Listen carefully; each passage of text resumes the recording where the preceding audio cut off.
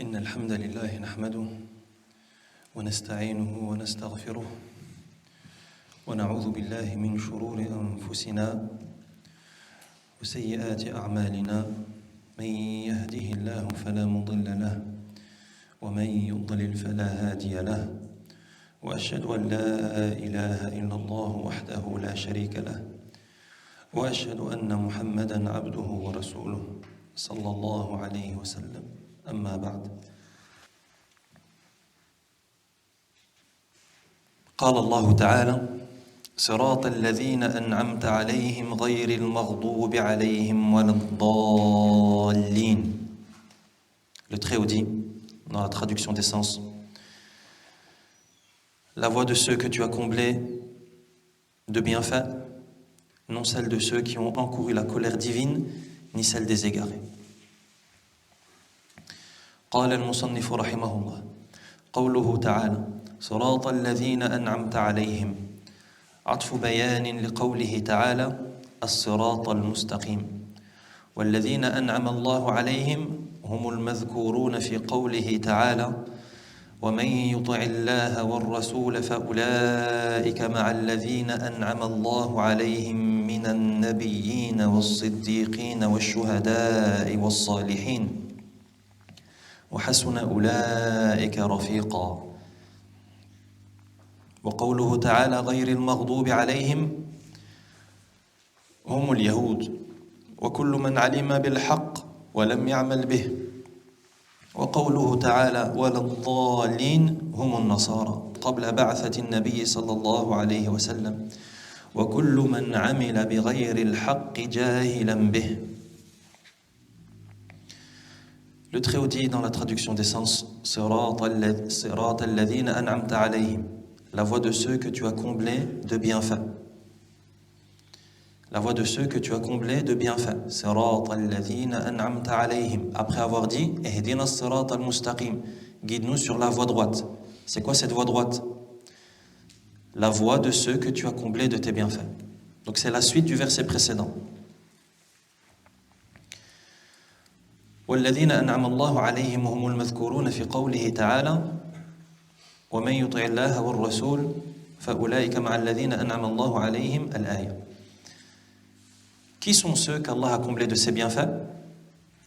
La réponse, on la trouve dans le verset 69 de sourate An-Nisa. Ceux qu'Allah a comblés de ses bienfaits, ce sont ceux qui ont été mentionnés dans le verset 69 de sourate An-Nisa, dans lequel le Très-Haut dit وَمَن يُطِعِ اللَّهَ وَالرَّسُولَ فَأُولَئِكَ مَعَ الَّذِينَ أَنْعَمَ اللَّهُ عَلَيْهِمْ مَنْ هُمْ مِنَ النَّبِيِّينَ وَالصِّدِّيقِينَ وَالشُّهَدَاءِ وَالصَّالِحِينَ وَحَسُنَ أُولَئِكَ رَفِيقًا. Ceux qu'Allah a comblés de ses bienfaits, ce sont donc ceux qui sont mentionnés dans ce verset dans lequel le Très-Haut dit dans une traduction des sens, ceux qui obéissent à Allah et à son messager, ce sont eux qu'Allah a comblés de ses bienfaits, parmi les prophètes, les véridiques, les martyrs et les vertueux. Voilà donc ceux qu'Allah a comblés de ses bienfaits. Et à la fin du verset, وَحَسُنَ أُولَئِكَ رَفِيقًا. Et quelle belle compagnie qu'elle a leur. Ça, c'est ce qu'on appelle tafsir al-Qur'an bil-Qur'an. C'est-à-dire expliquer le Coran par le Coran. C'est-à-dire quelque chose dans le Coran qui est expliqué par le Coran lui-même dans un autre passage. Car il y a différentes façons d'expliquer le Coran. On peut expliquer le Coran par le Coran, comme c'est le cas ici dans ce verset. On peut également expliquer le Coran par la Sunna, c'est-à-dire une explication, un détail d'un passage du Coran qu'on trouve dans les paroles du prophète sallallahu alayhi wa sallam, etc. Allah Azza wa Jal dit غَيْرِ الْمَغْضُوبِ عَلَيْهِمْ. Donc après avoir dit le chemin ou la voie de ceux que tu as comblés de tes bienfaits, il dit non celle de ceux qui ont encouru la colère divine. غَيْرِ الْمَغْضُوبِ عَلَيْهِمْ. C'est qui ceux qui ont encouru la colère divine? Le cheikh dit هُمُ الْيَهُودِ, ce sont les juifs. وَكُلُّ مَنْ عَلِمَ بِالْحَقِّ وَلَمْ يَعْمَلْ بِهِ. Seulement les juifs? Non. وَكُلُّ مَنْ عَلِمَ بِالْحَقِّ وَلَمْ يَعْمَلْ بِهِ. Et toute personne qui connaît la vérité mais ne la met pas en pratique. Toute personne qui connaît la vérité, mais ne la met pas en pratique.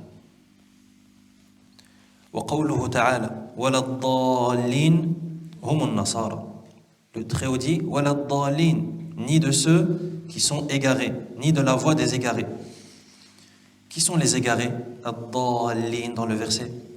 Le cheikh dit هم النصارى, ce sont les chrétiens. قبل بعثة النبي صلى الله عليه وسلم, les chrétiens avant que le prophète sallallahu alayhi wa sallam n'ait été envoyé. Seulement les chrétiens avant la venue du prophète sallallahu alayhi wa sallam? Non. وَكُلُّ مَنْ عَمِلَ بِغَيْرِ الْحَقِّ جَاهِلًا بِهِ. Ainsi que toute personne qui met en pratique, qui œuvre, mais sans base, sans se baser sur une vérité, sans se baser sur une science authentique. Donc, ceux qui œuvrent par ignorance. Ceux qui œuvrent par ignorance. On reste très attentif dans ce qui va être dit ici, c'est-à-dire dans les différents types de voix, car ça va nous servir à la fin du verset.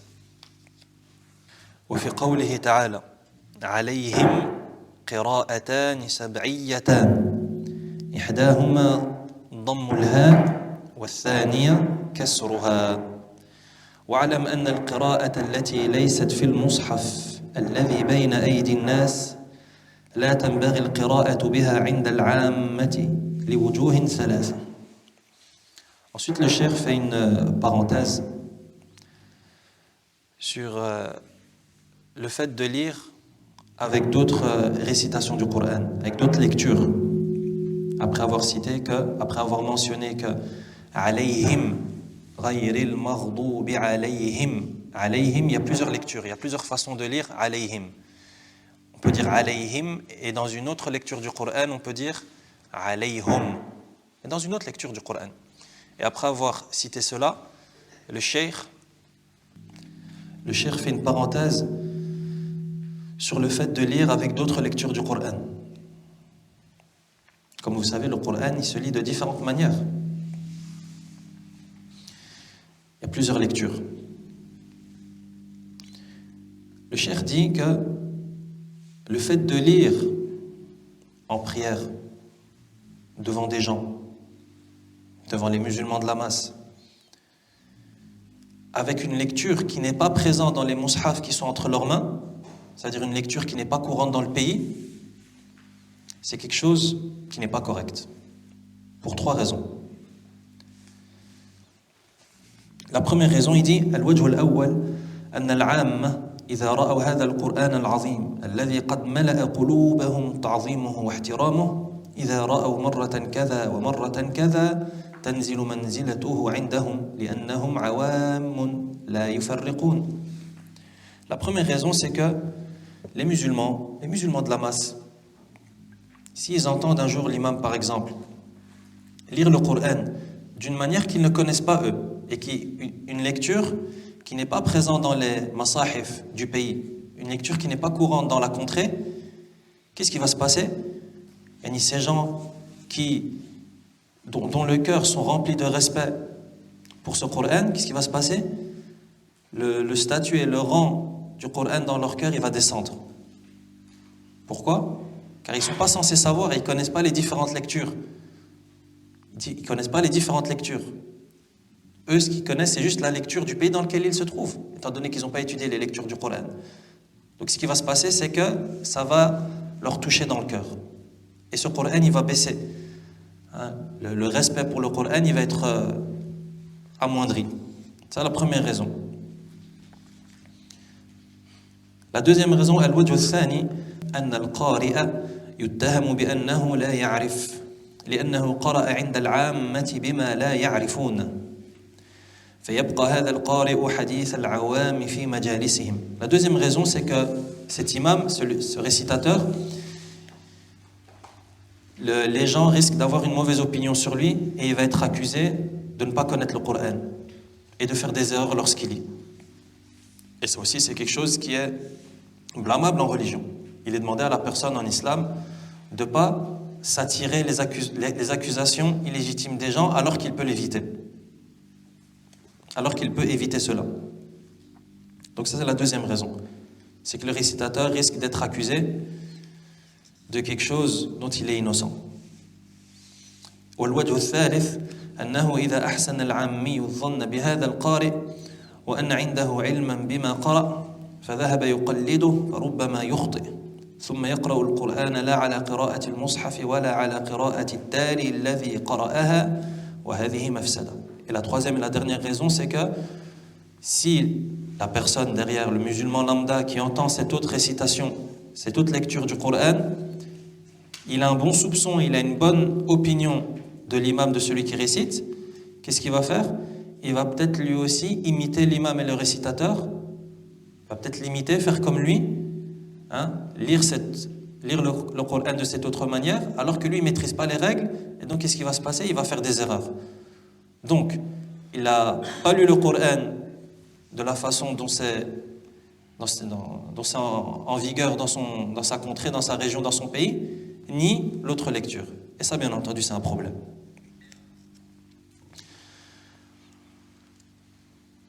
ولهذا قال علي رضي الله عنه حدثوا الناس بما يعرفون أتحبون أن يكذب الله ورسوله. Le cheikh, après avoir cité les trois raisons, il mentionne cette grande règle en islam qui justement vient motiver cela, c'est-à-dire le fait de ne pas lire le Coran dans des lectures qui sont inconnues dans un pays ou dans une région. Quand on lit le Coran, que ce soit en prière ou bien pour des gens, peu importe, il faut suivre la lecture présente dans les mushaf présents dans le pays. Si tu es dans un pays, par exemple dans une région où c'est la lecture hafs qui est en vigueur, tu lis en hafs. Si tu es dans un pays où c'est warsh, tu lis en warsh. Dans un pays où c'est en qaloun, tu lis en qaloun. Wa hakadha. Le cheikh cite justement la parole de Ali radiallahu anhu, qui est la règle, une grande règle qu'on essaie de comprendre et qu'on essaie de mettre en pratique et sur laquelle il faut méditer.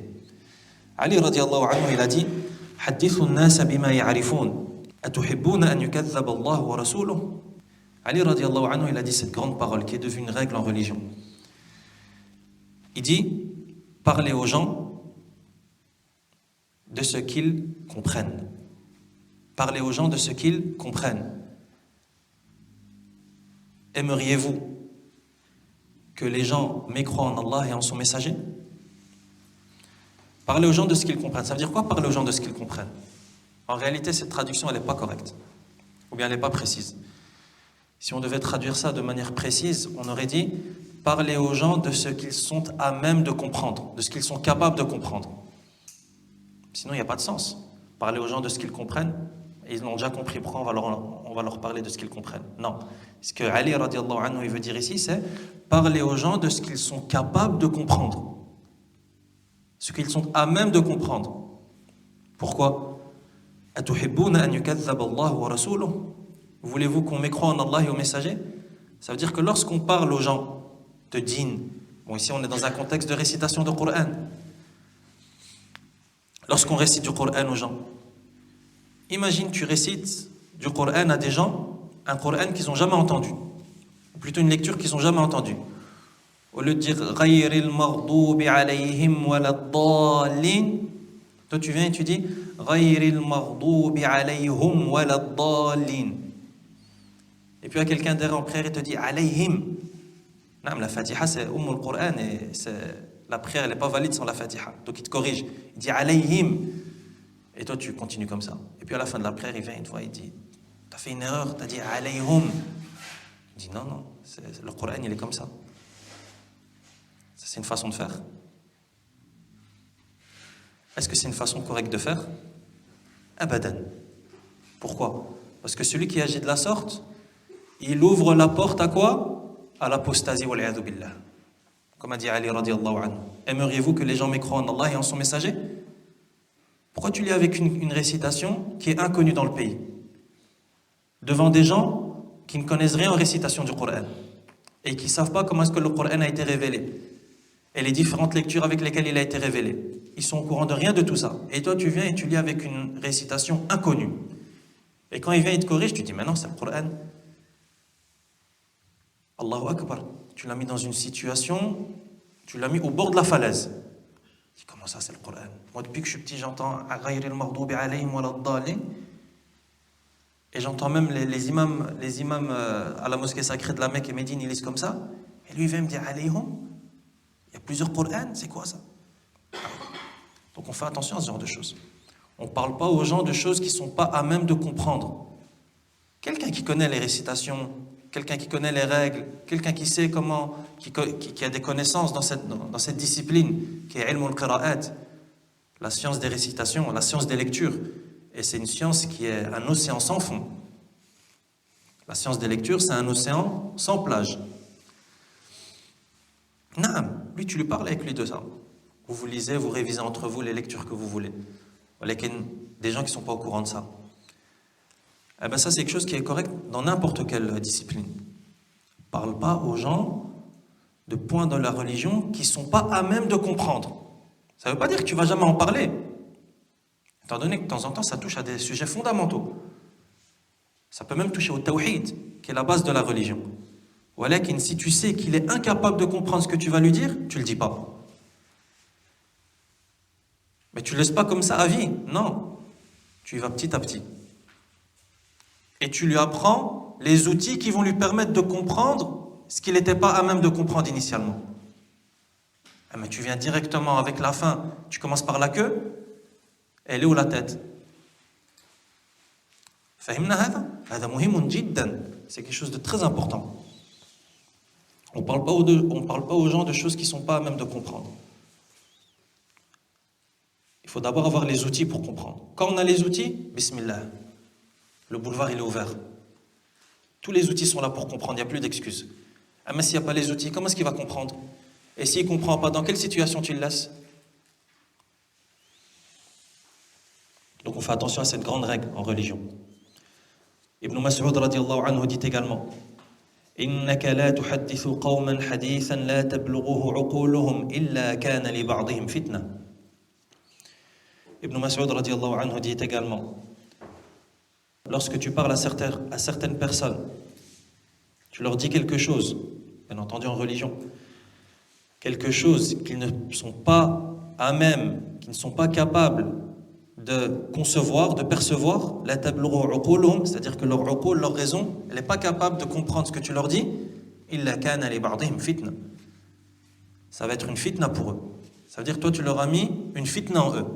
Tu leur as mis un trouble, tu leur as mis une ambiguïté. Tu leur as pas enseigné la religion. Au contraire, tu leur as mis une ambiguïté et tu leur as ouvert la porte du mal.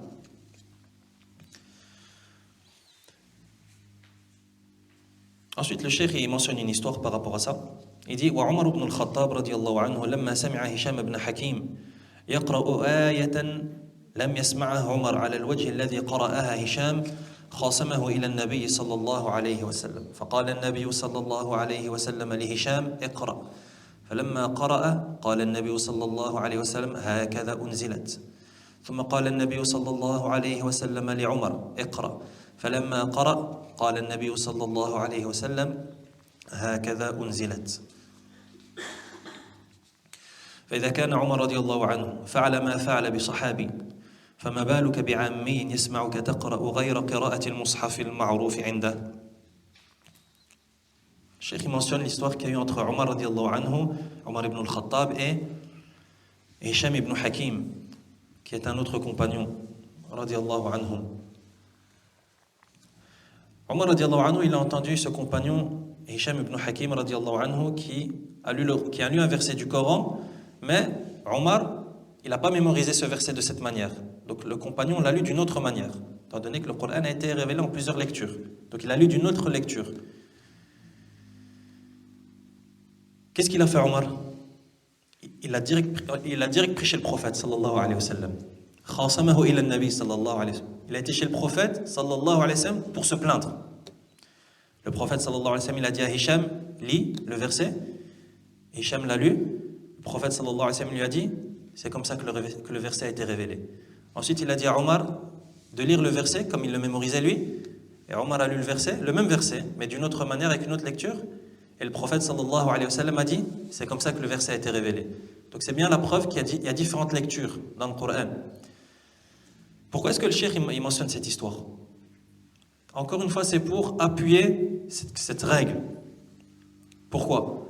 Parce que si Omar ibn al-Khattab, radiallahu anhu, l'homme numéro 2 dans cette communauté, après le prophète sallallahu alayhi wa sallam, l'homme numéro 2 dans cette communauté, après Abu Bakr, radiallahu anhu, si lui, avec toute la science qu'il a, avec toute la piété qu'il a, avec toute la ferveur qu'il a pour Allah subhanahu wa ta'ala, avec toute la foi qu'il a, promis au paradis, lorsqu'il a entendu le Coran être lu d'une autre lecture, ça l'a touché et ça l'a frappé, à tel point qu'il a direct été chez le prophète sallallahu alayhi wa sallam avec Hicham. Que dire de ceux qui sont en dessous d'Omar? Donc c'est bien la preuve qu'il faut faire attention à ce qu'on dit, à ce qu'on fait.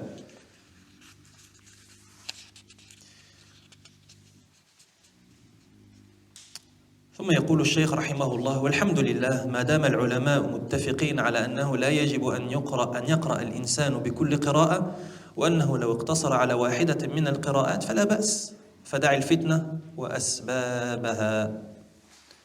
Cheikh il conclut et dit que alhamdulillah, les savants ils disent que la personne peut se contenter d'une seule lecture. Tu n'es pas obligé de lire toutes les lectures du Coran.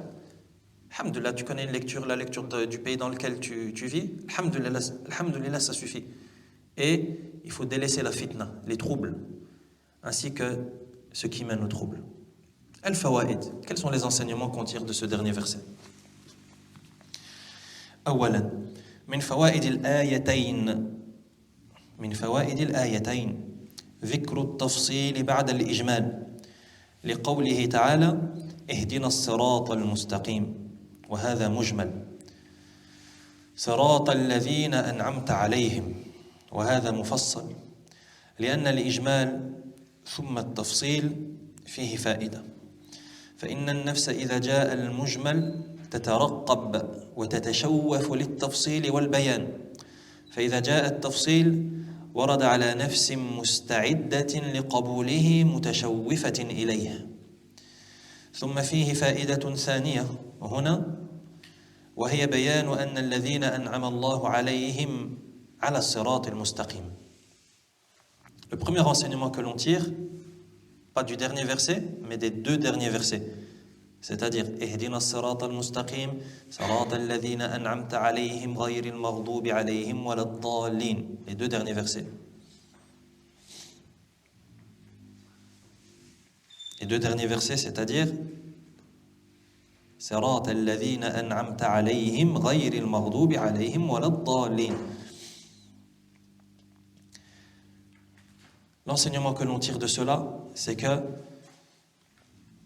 c'est une règle qui s'appelle ذكر التفصيل بعد الإجمال, c'est-à-dire le détail et la précision suivent ce qui est abrégé. Le détail ou la précision viennent après ce qui est abrégé. Qu'est-ce que ça veut dire? Et ça, c'est une règle qu'on retrouve qui est ultra fréquente dans les textes du Coran et de la Sunna. C'est que d'abord, les choses sont mentionnées et sont dites de manière résumée, de manière concise, de manière abrégée, et juste après vient le détail. En quoi c'est d'application ici?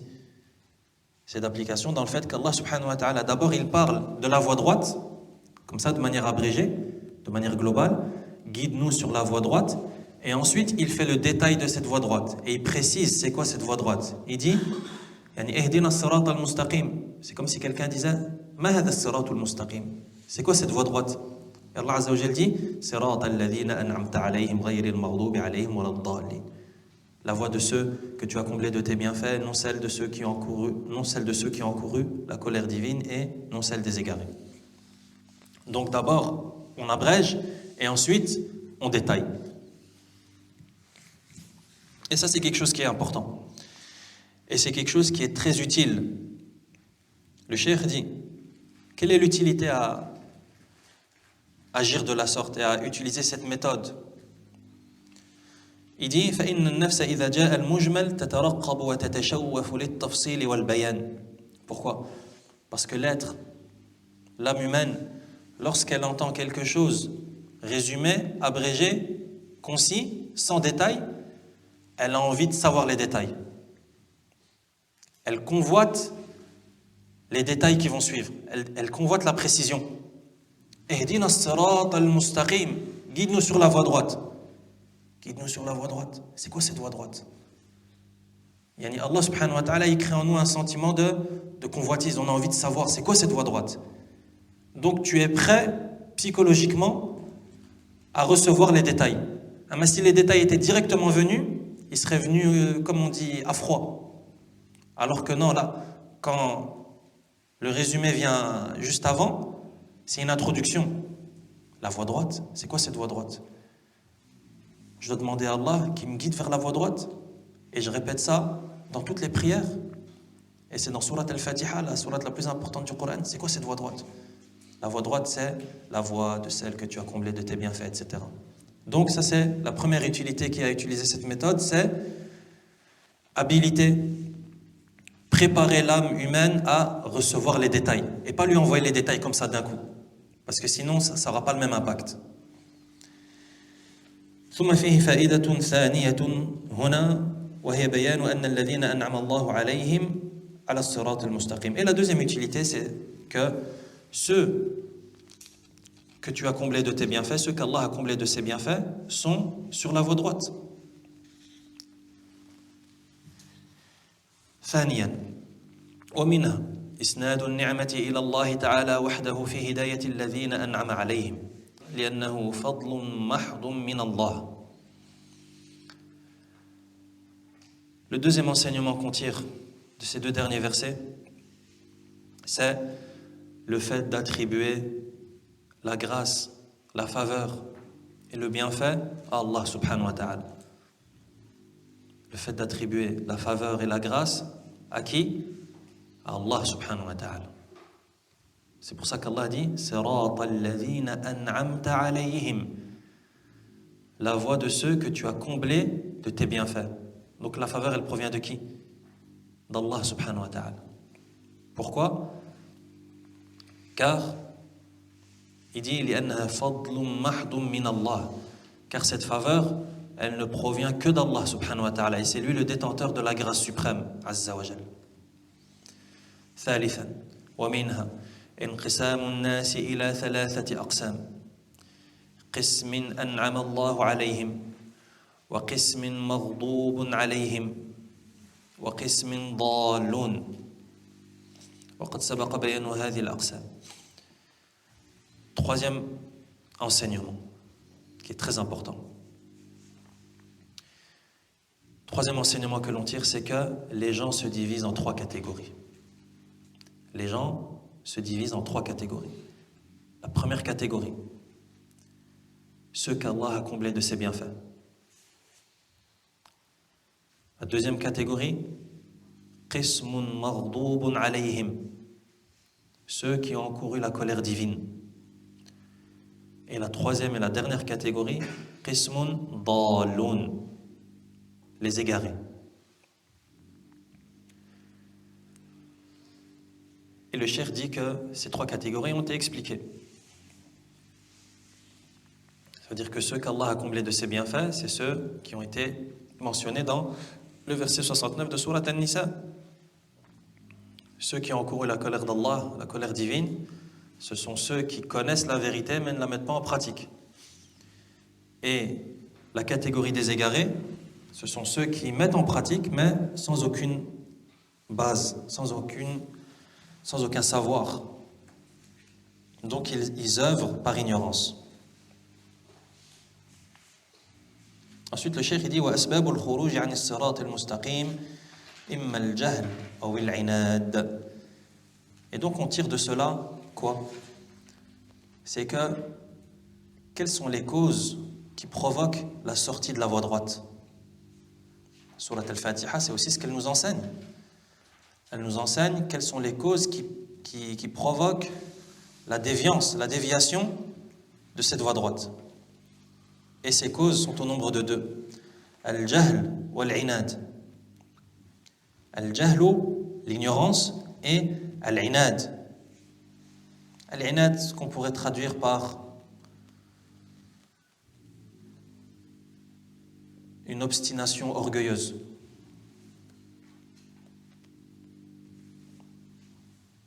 Mais al-inad, si on devait l'expliquer, ce serait le fait de s'opposer à la vérité en connaissance de cause. Le fait de s'opposer sciemment à la vérité. Ça veut dire que tu sais que c'est la vérité, mais tu t'y opposes. C'est ça al-inad. Et la personne s'obstine sur le faux, sur ce qui est illégitime, alors qu'elle sait que cette chose qu'elle est en train de contredire, c'est le haqq. Ça, c'est l'inad.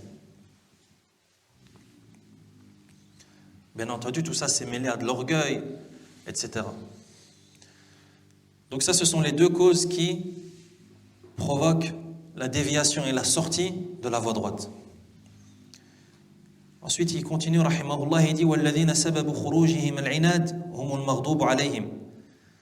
Ceux qui ont dévié de la voie droite à cause du inad, cette obstination orgueilleuse, c'est qui? Ce sont ceux qui ont encouru la colère d'Allah.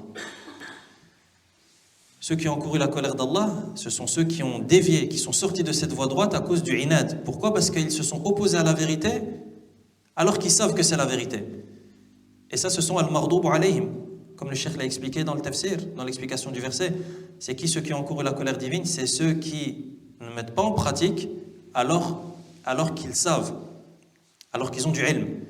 Ceux qui n'œuvrent pas alors qu'ils ont le ilm. Waliyadhu billah. Et il dit وَعَلَى رَأْسِهِمُ الْيَهُودِ. وَعَلَى رَأْسِهِمُ الْيَهُودِ. Typiquement, ce sont les juifs. Seulement, non, il dit وَالْآخَرُونَ الَّذِينَ سَبَبُ خُرُوجِهِمُ. Et pas seulement les juifs, comme il l'a expliqué précédemment dans le verset. وَالْآخَرُونَ, et les autres, ceux qui sont sortis de la voie droite à cause de l'ignorance, il dit كل من لا يعلم الحق. كل من لا يعلم الحق. C'est toute personne qui ne connaît pas la vérité. Celui qui n'a pas de ilm, lui, c'est min ad-dallin, parmi les égarés. Ça veut dire qu'il ne connaît pas la vérité. وعلى رأسهم النصارى. Et l'exemple typique, ce sont les chrétiens. Et ensuite, le cheikh précise et il dit وهذا بالنسبة لحالهم قبل البعث عن النصارى. أما بعد البعث فقد علموا الحق وخالفوه فصاروا هم واليهود سواء كلهم مغضوب عليهم. Il dit c'est le cas des chrétiens, mais seulement avant la venue du prophète sallallahu alayhi wa sallam. Après la venue du prophète sallallahu alayhi wa sallam, le cheikh dit que ce sont tous des maghdoubun alayhim, ils ont tous encouru la colère d'Allah. Pourquoi? Parce qu'après la venue du prophète sallallahu alayhi wa sallam, les chrétiens ont également connu la vérité, mais ils l'ont contredit. Donc en résumé, les trois catégories de gens mentionnés dans Surat al-Fatiha, ce sont premièrement ceux qu'Allah a comblés de ses bienfaits. Et ceux qu'Allah a comblés de ses bienfaits, c'est ceux qui ont lié la science bénéfique aux actes vertueux. Ça veut dire ceux qui savent et qui mettent en pratique. Deuxième catégorie de gens, c'est ceux qui ont encouru la colère d'Allah. Et eux, ce sont ceux qui savent, qui connaissent la vérité, mais qui ne la mettent pas en pratique, qui la contredisent. Et on a dit, l'exemple typique, ce sont les juifs. Seulement les juifs, non. Toute personne qui agit de la sorte sera qualifiée de la sorte proportionnellement à sa pratique, proportionnellement à sa non-mise en pratique de sa science. Al-Maghdoub alayhim, ceux qui ont encouru la colère d'Allah, ceux qui savent mais ne mettent pas en pratique.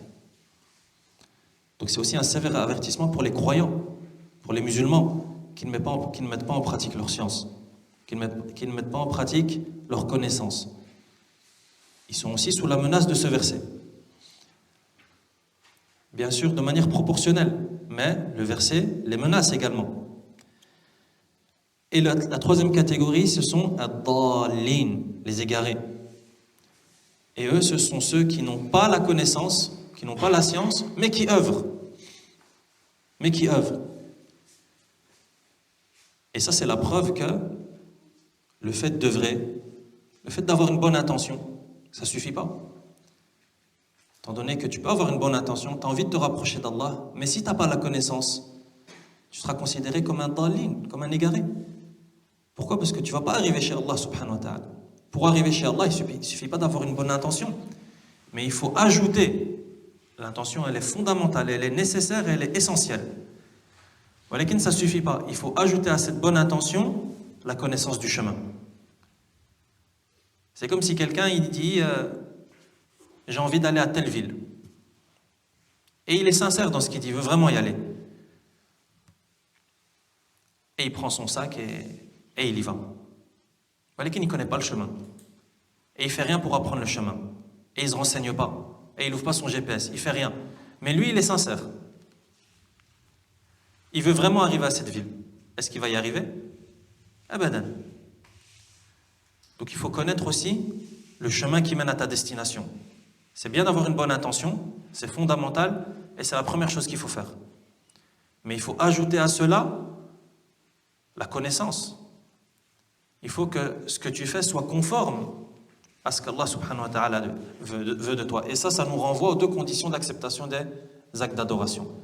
Al-ikhlas wa al-mutaba'a. La sincérité et la conformité à la voie du prophète sallallahu alayhi wa sallam. Ça veut dire qu'on peut être sincère, on peut avoir une bonne intention, je veux me rapprocher d'Allah, je veux adorer Allah subhanahu wa ta'ala, mais ça ne suffit pas. Tu dois ajouter à cela, comment est-ce que j'adore Allah? Tu dois ajouter à cela, comment est-ce que je fais pour adorer Allah subhanahu wa ta'ala? Il ne suffit pas de vouloir adorer Allah.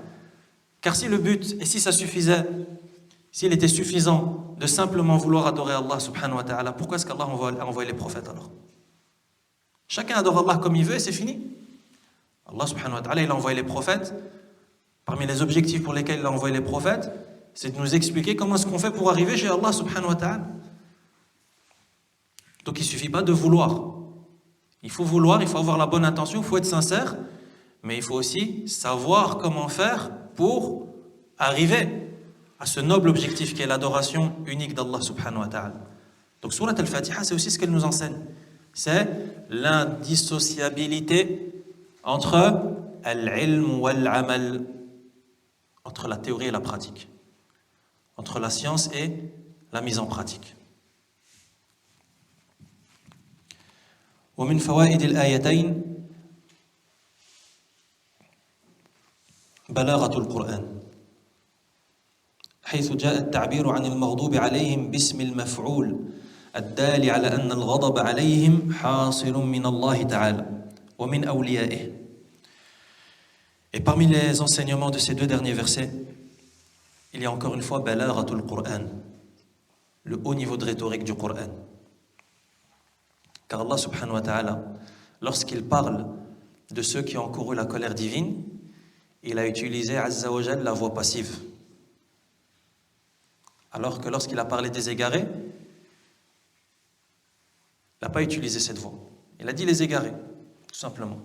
Mais quand il a parlé de ceux qui ont encouru la colère d'Allah, il n'a pas dit ceux contre qui tu t'es mis en colère. Là, il a dit ceux qui subissent la colère. Al-maghdoub alayhim, la voix passive. Et bien entendu, il y a une raison à cela. Quelle est la raison? C'est pour que la colère que subissent ces gens, elle englobe non seulement la colère divine, la colère d'Allah, nas'alullah al-afiyya, mais également la colère de ses alliés, les alliés d'Allah. Donc le sujet a été supprimé pour inclure quelque chose de plus vaste, à savoir la colère de ses alliés également. أولياؤه. خامسا ومنها أنه يقدم الأشد فالأشد لأنه تعالى قدم المغضوب عليهم على الضالين لأنهم أشد مخالفة للحق من الضالين فإن المخالف عن علم يصعب رجوعه بخلاف المخالف عن جهل. Et parmi les enseignements qu'on tire de ce verset, il y a le fait que, il y a encore une fois cette règle qui nous dit qu'on commence du plus grand au plus petit, que ce soit dans le bien ou dans le mal. Ici, bien entendu, on parle du mal. Ça veut dire du plus grand mal vers le plus petit mal. Parce qu'Allah subhanahu wa ta'ala a d'abord parlé de ceux qui ont encouru la colère d'Allah et après des égarés. Pourquoi?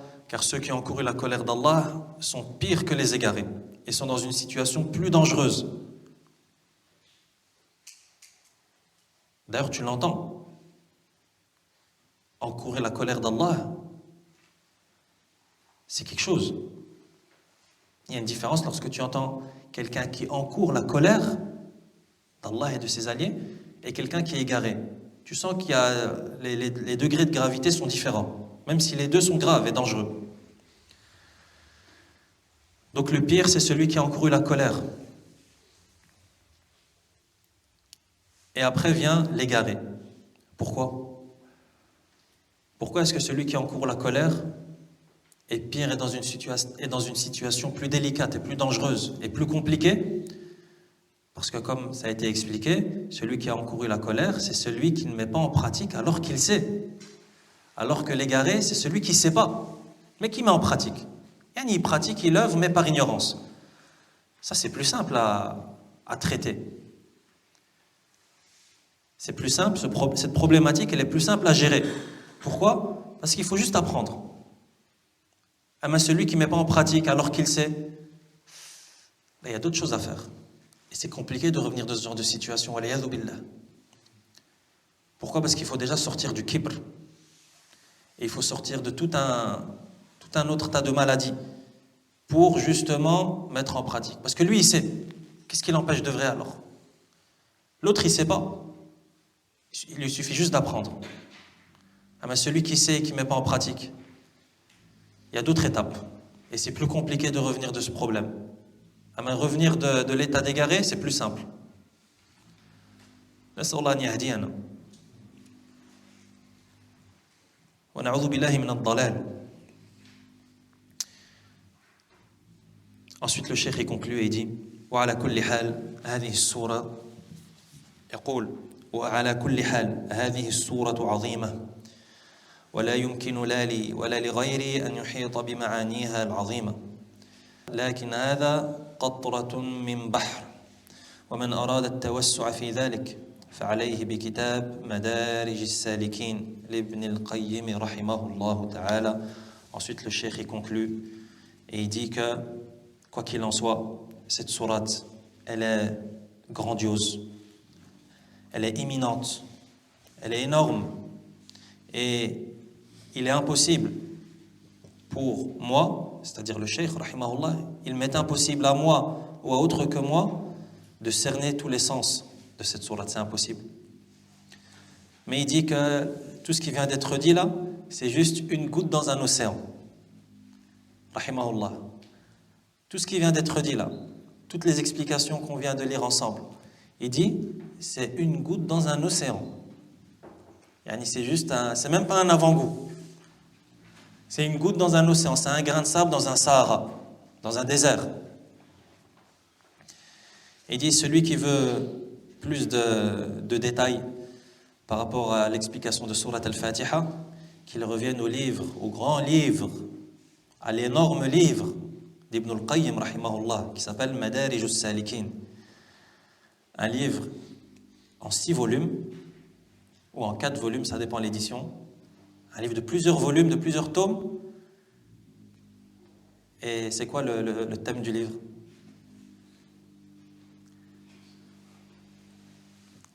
C'est quoi la thématique? C'est le tafsir de Iyyaka na'budu wa iyyaka nasta'in. Le tafsir d'un verset. C'est le titre du livre. Madarij as-salikin fi manazil Iyyaka na'budu wa iyyaka nasta'in. Ça, c'est le titre du livre. Madarij as-salikin. Les madarij, les étapes de as-salikin, ceux qui cheminent vers Allah. Fi manazili, dans les différentes, encore une fois, étapes, dans les différents états de Iyyaka na'budu wa iyyaka nasta'in, qui sont inclus dans Iyyaka na'budu wa iyyaka nasta'in. نسأل الله سبحانه وتعالى بأسمائه الحسنى وصفاته المثلى أن يعلمنا ما ينفعنا وأن ينفعنا بما علمنا وأن يزيدنا علما وأن يهدينا إلى سواء الصراط وأن يشرح صدورنا وأن يسدد ألسنتنا وأن يعفو عنا وأن يرحمنا وأن يغفر لنا إنه هو الغفور الرحيم وصلى الله وسلم على نبينا محمد وعلى آله وأصحابه أجمعين.